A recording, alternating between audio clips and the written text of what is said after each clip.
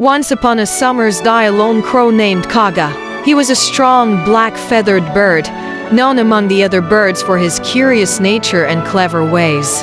But on this particular day, Kaga was in trouble. He had been flying for hours in search of water. His wings were tired. Even Kaga was starting to lose hope. His thirst had grown unbearable, and his wings were growing weaker with every passing minute. He flew low, his sharp eyes scanning the land for the smallest sign of water. As he passed over a dusty road that led to a nearby village, something caught his eye. Nestled under the shade of an old neem tree was an abandoned clay pot. Kaga swooped down and perched on the rim of the pot, his heart pounding with anticipation. He peeked inside. There it was, water. Not much, just a few inches at the bottom of the pot. But in that moment, it looked like treasure to the thirsty crow. He immediately tried to reach down with his beak, but the pot was deep and the water was too low. Kaga tried again. He leaned in as far as he could, even flapping his wings for balance. But no matter what he did, his beak couldn't reach the water. He sat back on the edge of the pot, frustrated and disappointed. And that's when the idea struck him. The crow's plan: if I drop stones into the pot, Kaga thought, the water level might rise enough for me to drink. Filled with a new sense of hope and purpose, Kaga flew around, searching for small stones. He found one near the tree and carried it over, dropping it gently into the pot. Plop! The stone sank to the bottom.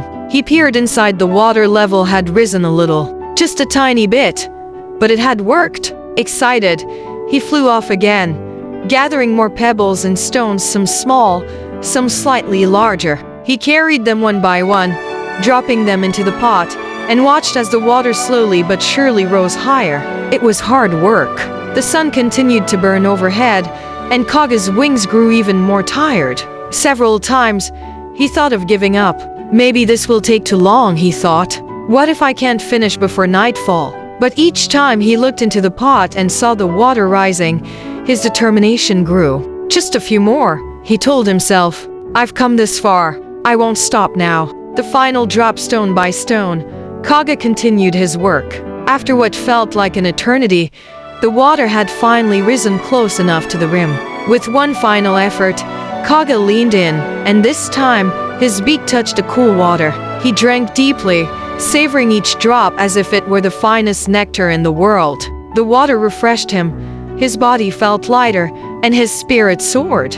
A lesson in the shady. As he rested under the neem tree, Kaga thought about how easy it would have been to give up.